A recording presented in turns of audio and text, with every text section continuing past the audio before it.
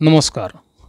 वृश्चिक राशीच्या मित्रांनो, सध्या गुरुचं गोचर तुमच्या राशीसाठी अष्टम स्थानातून तर होत आहे बरं का. गुरु प्रतिष्ठेत थोडा फरक आढळतोय. जिथे बुद्धिमत्ता आणि विस्ताराचा कारक थोडा मर्मांतरित झाला आहे ना, तिथे प्रेम, आकर्षण आणि सौंदर्याचे अस्त्र मंत्रमुग्ध करणाऱ्या शुक्राची शक्ती पूर्ण जागृत झालेली आहे. या काळात आपली अंतर्मनाची आठवण, मैत्रीची मिठास आणि जोडीदाराशी गोड संवाद यातील महत्त्व अधोरेखित होणार आहे. चला तर मग आजच्या या व्हिडिओमध्ये आपण पाहूया की जिथे गुरु बलाने मार्गदर्शन थोडेसे मंदावलेले आहे, तिथे आपण शुक्र बलाच्या मदतीने कसा आपल्या नात्यांना नवी दिशा देऊ शकतो, प्रेमाच्या बंधनात कसे शाश्वत सामर्थ्य आणि विश्वास निर्माण करू शकतो आणि शुक्र हर्षल या युतीच्या उजेडात शनीच्या आव्हानांना आपण कसे सामोरे जाऊ शकतो, हे आपण आज बघूया.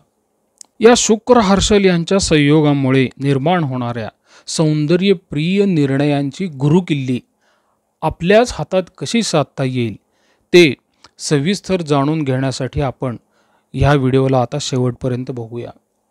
बृहत्पराशरी होराशास्त्र हा अतिप्राचीन ग्रंथ आहे ज्योतिषशास्त्रातील. त्याच्यामध्ये या शुक्राचं वर्णन काय आहे? सप्तमे वा शुक्रो बलवान कन्या लाभो भवेत वृजिनाम प्रियवचन संपन्न स्यात लोकप्रिय परमचंदन.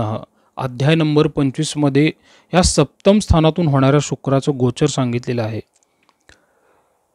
सप्तम भावातून गोचर होणारा शुक्र जर बलवान असेल ना, तर विवाह सौख्य लाभ, मधुर संवाद, समाजात माधुर्य प्राप्त होते. तो लोकांना चंदनासारख्या सुगंधित गोष्टीसारखा लाभ देतो. इथं चंदन म्हणजे एक त्यांनी उपमा दिलेली आहे. मग या मंत्रमुग्ध करणाऱ्या शुक्रबलेच्या आशीर्वादाने आपण कसे आपल्या वैवाहिक नात्यांना आकर्षक स्वरूप देऊ, संवादात कायम गोडवा कसा राखू आणि शुक्र हर्षल युतीच्या तेजात शनीच्या अवरोधांनाही मात कशी करू, हे आपण आता पुढच्या विश्लेषणामध्ये बघूया. मित्रांनो, सध्या शुक्र आणि हर्षल या दोघांची युती वृषभ राशीत होत आहे बरं का. म्हणजेच स्वराशीमध्ये, म्हणजे शुक्र बलवान झाला म्हणजेच वृश्चिक राशीच्या ते 7व्या भावातून होत आहे ना. मग 7वा भाव हा विवाह, जोडीदार, व्यावसायिक भागीदारी, समाजातील प्रतिमा आणि करारांच्या नात्यांशी संबंधित आहे. आणि शुक्र हा प्रेम, कलात्मकता, आकर्षण, मधुर संबंध या गोष्टींचा कारक आहे. तर हर्षल हा एक वेगळाच ग्रह आहे बरं का. तो अचानकपणा किंवा काहीतरी स्फोटक गोष्टी घडवून आणतो. एखादी गोष्ट घडत असेल ना, त्याला फक्त हवा पाणी देणे आणि त्याची तीव्रता वाढवणे हे हर्षलचं काम आहे. आणि हे दोघे जर सप्तम भावात एकत्र आले ना, तर विवाह संबंध असेल किंवा व्यावसायिक करार असेल किंवा अचानकपणे निर्माण होणाऱ्या काही व्यवसायातल्या संधी असेल ना, त्या घडून येतात. विवाहाचे योग तीव्रतेने तयार होतात. फक्त तुम्ही तिथं तुमची योग्य बुद्धी वापरलेली पाहिजे. कारण की अनेक जातक जे आहेत वृश्चिक राशीचे, आपल्या अनेक अपेक्षांमुळं तयार झालेली विवाहाची संधी पण सोडून देतात आणि मग पुढं असा योग येण्यास फार वेळ लागतो. मग त्याच्यासाठी वर्ष, 1.5 वर्ष थांबावं लागतं. मग तेवढा वाट तुम्हाला बघण्याची तयारी असेल तर तुमचं तुम्ही ठरवा. शनी सध्या मीन राशीत तर आहे मित्रांनो, म्हणजे वृश्चिक राशीच्या 5म भावामध्ये. आणि ह्या शनीचं तर नितांत प्रेम ह्या वृश्चिक राशीवर आहे बघा.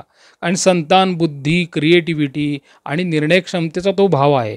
आणि ह्या भावात शनी असल्यामुळे काय होईल, वृश्चिक राशीच्या व्यक्तींच्या जरा अपेक्षांवरती लगाम बसेल. पण हां, संतांविषयी काळजी थोडी राहते, आरोग्याची छोटी फार असते, जास्त नसते. शिवाय आपली मुलं जर अभ्यास करत असतील ना, तर हा काळ थोडासा त्यांना अभ्यासात अडचणीत आणू शकतो. त्यामुळे तुम्ही त्यांना मदत केली पाहिजे की अभ्यासात कुठे अडचण आहे, काय शंका आहे, ह्या तुम्ही पालक म्हणून सोडवल्या पाहिजेत. कारण की काय होतं, शनीची तिसरी जी दृष्टी आहे ना, ती शुक्र हर्षलवर आलेली आहे. म्हणजे ती वृषभ राशीवर आलेली आहे. आणि ह्या युतीमुळे काय होतं, मग आपल्या मुलांचं लक्ष अभ्यासातून थोडं उडत जातं. म्हणजे ह्याचा प्रभाव तुमच्यावर असा पडणार आहे. मग पालकांना कधी कधी या गोष्टीचं टेन्शनच असतं की मुलाचा अभ्यासात लक्ष लागत नाही. म्हणून तुम्ही तिथं बारकाईने लक्ष द्या, बारीक सारीक गोष्टीत लक्ष द्या. सर्वात महत्त्वाची गोष्ट मोबाईलपासून दूर राहा. कधी कधी घाईघाईत निर्णय घेऊ नका, मनामध्ये थोडं थांबा, आधी नीट समजून घ्या समोरची गोष्ट आणि मगच तो निर्णय घ्या. कारण की ह्या काळामध्ये काय होतं की नात्यांमध्ये काही विसंवाद जर असतील ना, एक स्थैर्य तपासतील बरं का. म्हणजे तुम्ही लगेच चिडण्याची तयारी करताल, तसं करू द्यायचं नाही आपल्याला.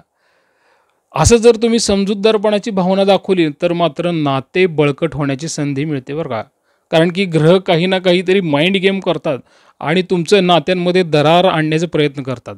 पण तुम्ही समजूतदारपणा दाखवलं तर उलटं परिणाम होतो, ते नातं अजून घट्ट होतं. म्हणून काय होतं, प्रामाणिकपणे लक्ष जर तुम्ही केंद्रित केलं ना तर तुम्हाला काही शिकायलाही मिळतं. नात्यांमधून बराचसा तुम्हाला मानसिक दिलासा मिळतो. पण तुम्ही 4 लोकात मिसळलं पाहिजे. आणि मुख्य म्हणजे वृश्चिक राशीसाठी मी सांगेल की तुम्ही जेवढी जास्तीत जास्त आई-वडिलांची सेवा करताल ना, तेवढं तुमच्यासाठी खूप चांगलं असेल. कारण की पंचमातून शनीचं गोचर पुढील 2.5 वर्षे आहे आणि त्या 2.5 वर्षात शनीच्या गोचरीमुळे जेव्हा जेव्हा तुम्ही आई-वडिलांची सेवा करता ना, त्यावेळेस तुम्हाला परमात्मा आशीर्वाद देत असतो.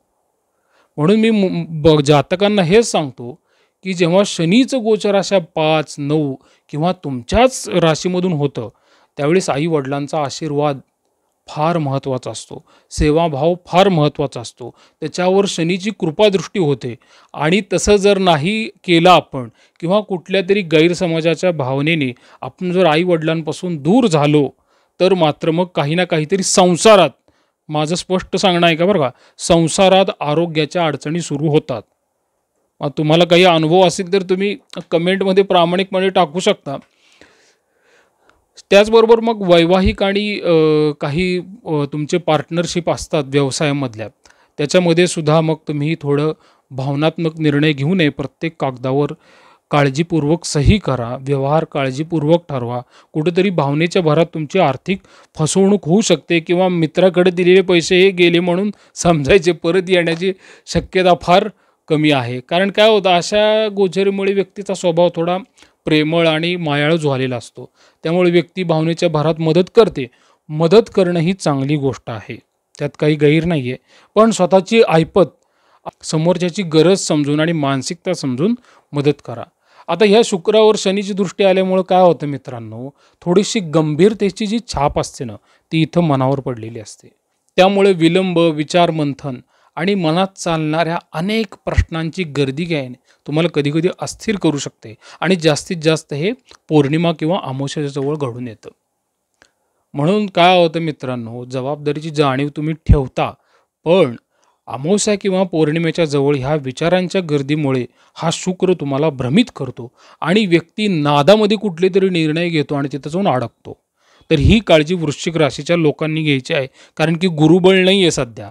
तुम्हाला प्रत्येक गोष्ट सांगायला येणारा तुमच्याजवळ व्यक्ती जो आहे, तो व्यक्ती तुम्हाला काही ना काहीतरी मिसगाईड करू शकतो. कारण त्यालाही माहीत नसतं आपण आपल्यामुळे समोरच्याचं नुकसान होत आहे. कारण हे नशीब आहे आपलं.